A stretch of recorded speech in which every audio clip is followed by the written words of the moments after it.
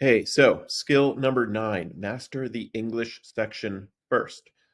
So this might seem a little unusual, but yeah, we're basically telling you that you should study the English section first. Okay. For most students, the English section is the most readily mastered. Okay. You can go from like a 22 to a 29 or a 30, usually in 5 or 6 weeks sometimes. Okay. Or you can go from a 25 to a 33, right? You can go up like 5, 6, 7, 8 points in a couple of months for most students. And sometimes less than that. I've seen students go up 8 points in 3 weeks with the English section because you kind of know the rules, but you don't really know them, but it doesn't take a whole lot to know them. They're pretty straightforward, black and white kind of rules that you apply. Okay. Um, there's only about like roughly 20 things you need to learn.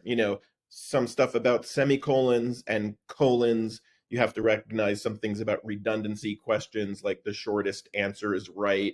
You have to notice some things about particular questions where they ask you to revise a word or two in a specific way. But once you like get to know these things, it only takes one or two times of making the mistake, and then you're like, oh, that's what I have to do, and then you do it. Okay. So they're not too hard. Yes, it takes practice. Yes, you have to do a bunch of English sections and specific exercises. Punctuation is usually the hardest thing. That's like the last thing to really get mastered. But you should quickly see some improvement. Okay. Now, what's the benefit of that? Getting your English score up quickly allows you to feel confident that the process works, right? You get a score bump overall. If your English score goes up 5 points, your ACT score has gone up 1 point, right? So immediately you're like, okay, this is working, right? And it actually motivates you as opposed to starting with the hardest thing first. That takes a long time to get better. You can get burned out a little bit more quickly and kind of lose your enthusiasm. All right. Um, and it allows you, once the English section is a little bit more under control, to focus more intently on the other sections that are going to take longer time to see some improvement.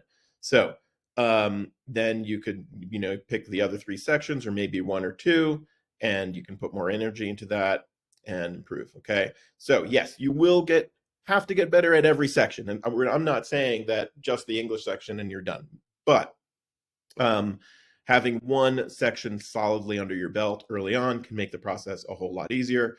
And later on in this course, we will go over, what those 20-ish English skills are. So you'll be totally set to go on all of that.